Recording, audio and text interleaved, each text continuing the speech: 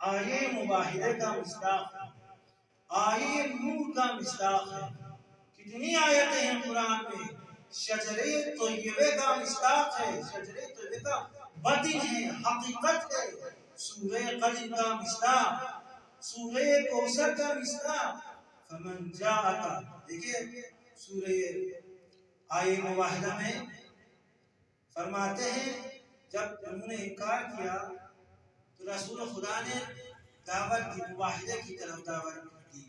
فمن حاجک فیہ من بعد ما جاءک من العلم فقل تعالوا ندعو ابناءنا وابناءکم ونساءنا ونساءکم وانفسنا وانفسکم۔ رسول نے کیا فرمایا جب انہوں نے انکار کیا؟ رسول کی دعوت پر لبیک نہیں کہا، فرمایا تو لائیں، ہم اپنے بیٹوں کو لائیں گے، تم بھی اپنے بیٹوں کو لاؤ۔ ہم اپنے نساء کو، خواتین کو لے کے آئیں گے، تم بھی اپنی خواتین کو لے کے آؤ۔ ہم اپنے نفسوں کو لے کے آئیں گے، تم بھی اپنے نفسوں کو لے کے آؤ۔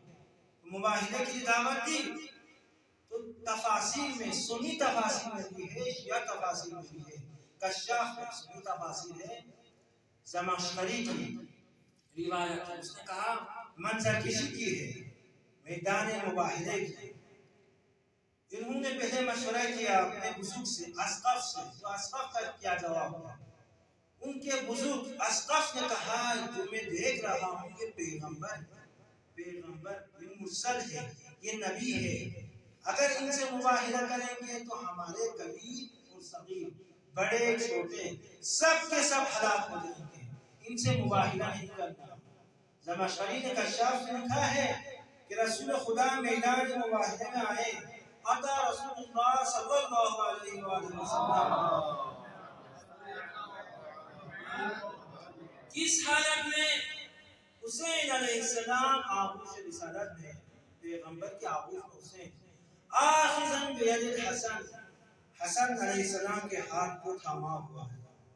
فاطمہ تمشی خلفہ، رسول کے پیچھے فاطمہ سلام اللہ علیہا ہے، وعلی خلفہا، امیر المومنین سب ساتھ ہیں۔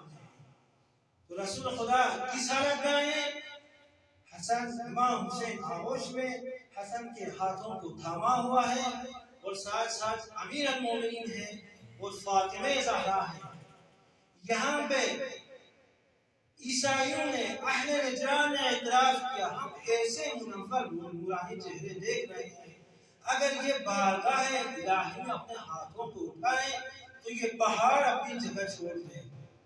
انہوں نے اعتراف کیا، زمخشری نے الکشاف سے لکھا، رسول کی روایت کو نقل کیا، کہا اگر یہ نجران والے، اہل نجران رسول خدا کے ساتھ، اہل بیت اطہار کے ساتھ مباہدہ کرتے تو نتیجہ کیا ہوتا؟